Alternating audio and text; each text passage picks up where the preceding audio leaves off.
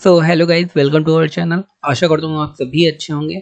तो दोस्तों, हमेशा की तरीका आज भी मैं एक नई स्टोरी लेके आ गया हूँ आपके सामने। स्टोरी का नाम है ओल्ड डेज, पुराने दिन।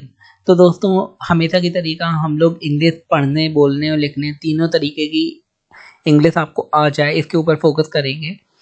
स्टोरी बहुत ही ज़्यादा इंटरेस्टिंग होने वाली है। मेरा तरीका स्टार्ट करने से पहले मैं आपसे रिक्वेस्ट करना चाहता हूँ, अगर अभी तक चैनल सब्सक्राइब नहीं करा तो हमारे मोटिवेशन के लिए चैनल सब्सक्राइब कर दीजिए, because your subscription is our motivation.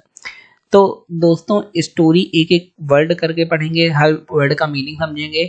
Most of the word का मीनिंग आपको पता होगा, लेकिन वर्ड पूरा सेंटेंस कैसे बनाया जाता है ये मोस्ट ऑफ द लोगों को नहीं समझ में आता है। उसके बारे में भी हम लोग डिटेल में इस वीडियो में देखने वाले हैं। तो चलिए बिना किसी देरी के स्टार्ट करते हैं।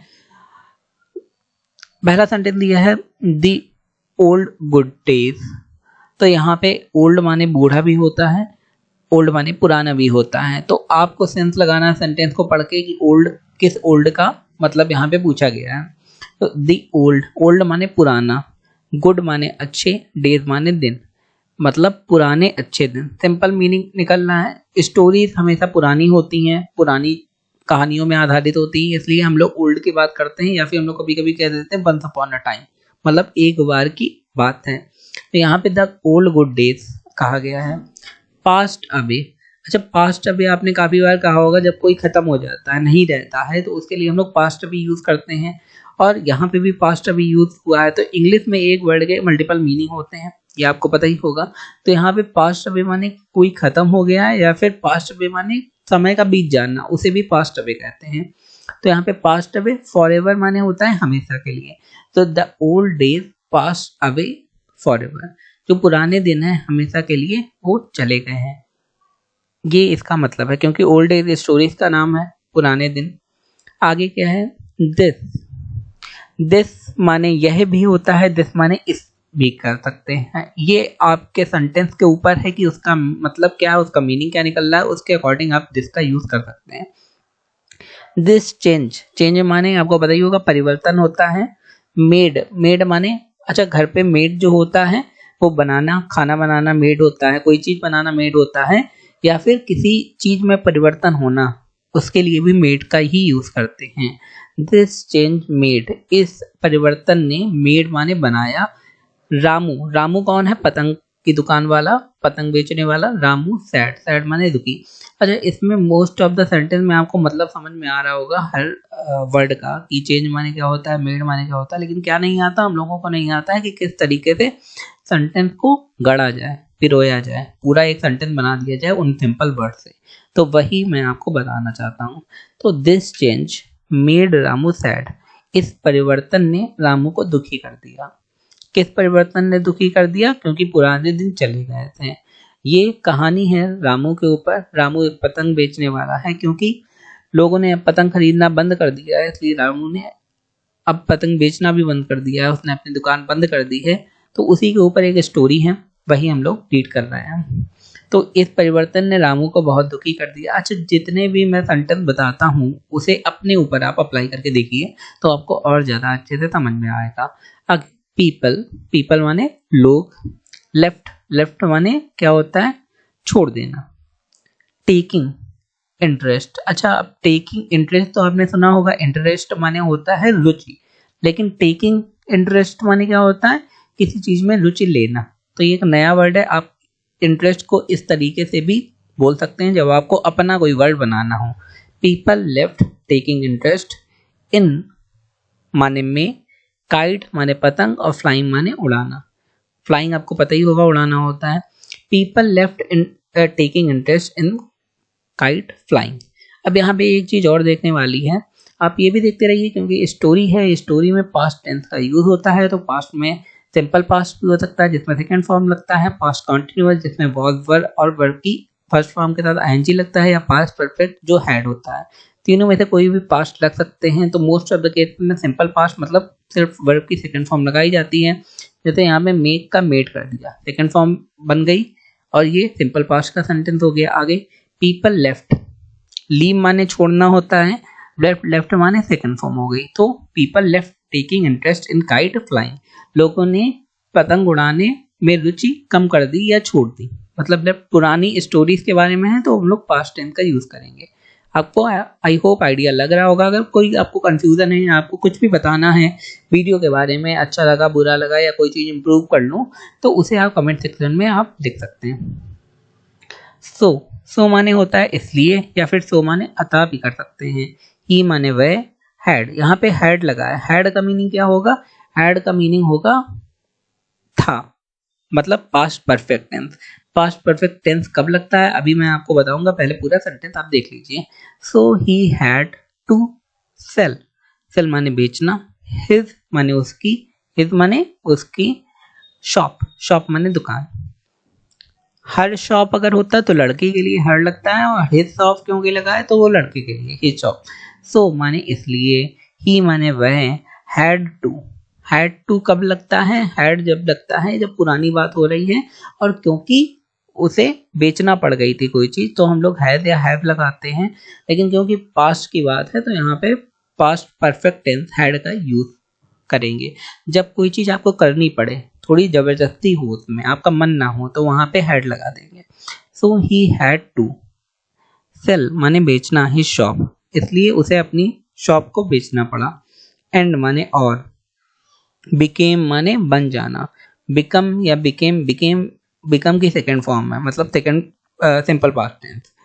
And became a neglected person, neglected माने ऐसा व्यक्ति जिसके ऊपर कम ध्यान दिया जाए, जैसे ठुकरा दिया जाए, जिसके ऊपर ज़्यादा फोकस ना किया जाए, उसे कहते हैं नेग्लेक्टेड। अब इसे आप पढ़ेंगे कैसे? यानी से नी, जी से ग, निग, काफ़ी लोगों को पढ़ने में दिक्कत होती है उनके लिए। यानी जी से निग, ले या ली से ले होता है, सी से क, और टी से ट, ड, ईडी से टेड। तो यहाँ पे क्या हो जाएगा? नेग्लेक्टेड। ठीक है। पर्सन माने व्यक्ति, अतः, सो माने अतः, ही माने वह, या ही माने उसे भी यूज कर सकते हैं, कंडीशन के ऊपर है। ही हैड टू माने जबरदस्ती उसे करना पड़ा, उसका मन नहीं था, तो he had to sell his shop, इसलिए उसे अपनी शॉप बेचनी पड़ी, अतः उसे अपनी दुकान बेचनी पड़ी। एंड माने और, बिकेम अ निग्लेक्टेड पर्सन, और वो बन गया, बिकेम माने बन जाना, बिकेम अ निग्लेक्टेड पर्सन मतलब ऐसा व्यक्ति जिसे ठुकरा दिया गया हो, जिसके ऊपर लोग ध्यान ना देते हो। आगे देखते हैं हम। The reason was that the cities became overcrowded. The reason माने कारण, उसका क्या कारण था? वॉज माने था, past continuous tense. The reason was that माने की, द सिटीज जितने भी शहर से, सिटीज माने शहर, बिकेम माने हो गए थे, बिकेम भाई ऊपर भी आया, बिकम की सेकंड फॉर्म, बिकेम ओवरक्राउडेड माने बहुत ज्यादा लोगों से भर जाना। तो अभी पूरी इसका समझाऊंगा भी मैं कैसे पढ़ते हैं, कैसे ये इस पूरे सेंटेंस को हम लोगों ने बनाया है दोस्तों। द रीजन मतलब यह कारण, वॉज माने था माने past continuous tense. The reason was that माने की, द सिटीज जो भी शहर थे, बिकेम माने हो गए थे, ओवरक्राउडेड, ये इसका क्या रीजन था कि पतंग उड़ना बंद हो गई थी? क्योंकि शहर ओवरक्राउडेड माने भीड़ भाड़ से भर जाना, मतलब जहाँ पे जनसंख्या बहुत अधिक हो जाना, उसका मतलब ये होता है। अब इसे पढ़ेंगे कैसे? OVER क्या होता है? ओवर। CROW से क्रो तो होता ही है, आपको पता ही है। और जब हम लोग DED लगा देते हैं तो उसे कहते हैं क्राउडेड। क्राउड की स्पेलिंग क्या होगी? CROWD, क्राउड हो जाता है। ED लगा देंगे क्राउडेड, OVER ओवर होता है। तो सिटीज क्या हो गई? शहर क्या हो गए? ओवर क्राउडेड हो गए थे। आगे देखते हैं। There were few open spaces for flying kite. अब ओवर क्राउडेड होने से और पतंग ना बिछने का क्या संबंध है? क्यों, क्या संबंध है? There were few open spaces, वहां थे, देयर माने वहां, वर माने थे, फ्यू माने कुछ क्या थे? ओपन स्पेसेस माने खुली जगह, वहां पे कुछ खुली जगह थी।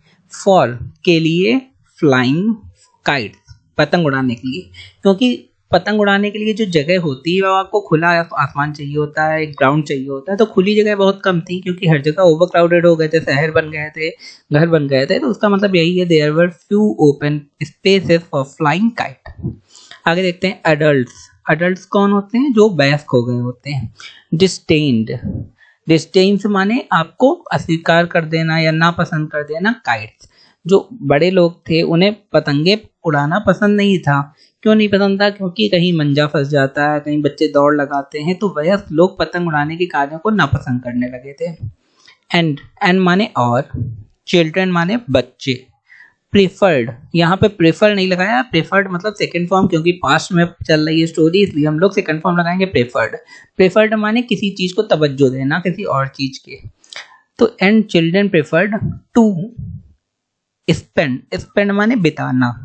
देयर, देयर माने उनकी, देयर माने क्या होता है? उनकी। मनी माने पैसा। एट द मूवीज, कहाँ पे वो अपना पैसा भेजने लगे या स्पेंड करने लगे? मूवीज में, पिक्चरों में। एंड माने और, चिल्ड्रन माने बच्चे, प्रेफर्ड माने तवज्जो देने लगे।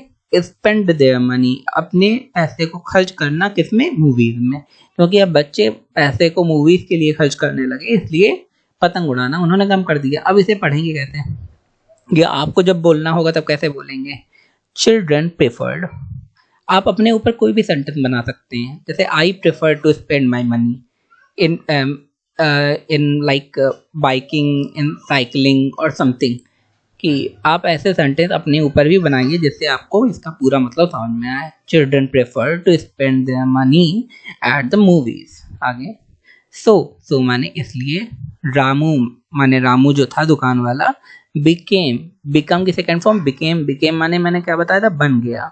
अ एक, प्रे, प्रे माने होता है शिकार, शिकार बन जाना, शिकार करना, जैसे जंगल में जाके शिकार करना, उसकी इंग्लिश होती है PREY, प्रे, जो आपके सामने लिखा है। और अगर कोई विक्टिम बन जाता है किसी चीज का, उसके लिए भी प्रे का यूज कर सकते हैं। प्रे टू द चेंज, किसका प्रे, किसका शिकार बन गया? जो चेंज, जो परिवर्तन हुआ है, परिवर्तन का शिकार रामू बन गया। ऑफ द टाइम, समय के परिवर्तन का शिकार रामू बन गया। एंड माने और, टेस्ट ऑफ द पीपल, जो लोगों को पसंद आता है। अब टेस्ट का हमेशा यही नहीं खाने का मतलब है, टेस्ट का मतलब और किसी भी चीज से हो सकता है। जैसे लोगों को क्या पसंद आता है, व्हाट इज योर टेस्ट, तुम्हारा टेस्ट क्या है, मतलब तुम्हें कौन सा काम करना पसंद है, इसका भी मतलब टेस्ट से लिया जा सकता है। तो इसका पूरा मतलब क्या हुआ? So Ramu became a prey, Ramu शिकार बना। टू द चेंज, चेंज का, बदलाव का। ऑफ द टाइम, समय के बदलाव का रामू शिकार बना। और एंड माने और, टेस्ट ऑफ द पीपल, लोगों की रुचि बदलने का रामू शिकार हुआ। तो ये थी हमारी स्टोरी ओल्ड डेज, जिसका नाम था। आई होप आपको स्टोरी अच्छी लगी होगी, आपको समझ में आया होगा कैसे लिख सकते हैं, कैसे सेंटेंस बना सकते हैं, कैसे बोल सकते हैं। यही हमारा एम है। तो हमारे चैनल को लाइक, सब्सक्राइब, शेयर करना ना भूलें, जिससे हमारा मोटिवेशन भी बना रहे। धन्यवाद।